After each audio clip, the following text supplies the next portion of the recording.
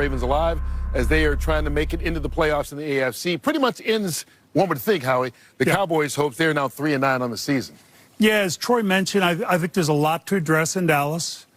And now they can get to it, I think. No shock tonight that Baltimore was able to run the ball pretty much at will on Dallas's defense. It's been a real struggle. Baltimore, 2-3 running backs with over 70 yards. Lamar had 94. Yeah.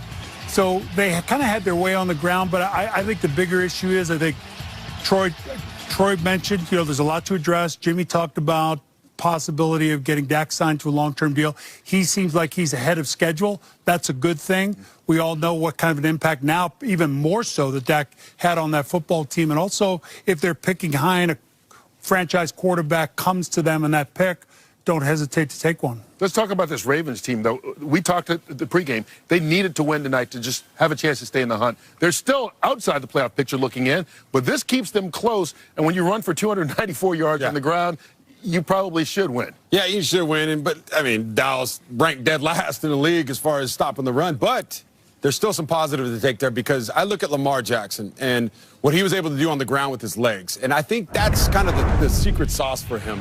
I know he wants to be that pocket quarterback, and he can. He can certainly throw the football. But to me, it's this. It's when he's using his legs and throwing on the run. The ball was right on the money. That was a great pass by him.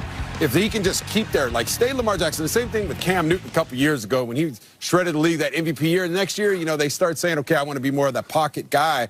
They'd say, no, stick to what you're good at, okay? Yeah. Because nobody can stop that. That's the MVP guy, and that's the guy that's going to get him into the playoffs. But as we saw last year in the playoffs, as the field shrinks, the defenses are better, yards are a little harder to come by.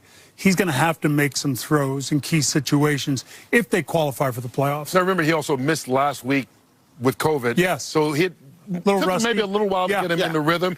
No matter what, he finished the night looking like the Lamar Jackson we're used to. Only 107 yards passing, but he did have 3 total touchdowns and 94 yards on the ground as well. So he's our progressive player of the game is Lamar Jackson. And just moments ago, he talked with Christina Pink.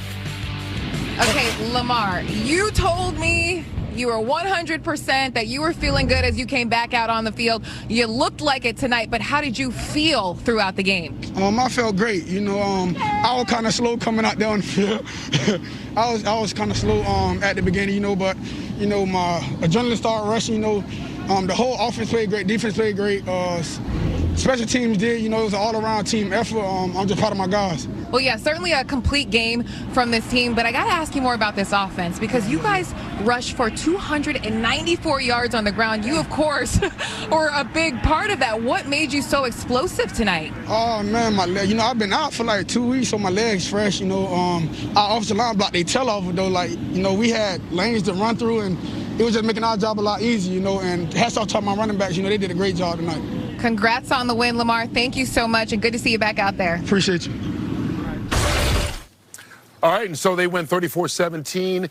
Their 7th win of the season. They're 1 game out of a playoff spot in the AFC right now. Soft schedule, too. Yeah, the schedule is in their favor as they go down the stretch. They did have to play tonight, though, without Des Bryant. We talked about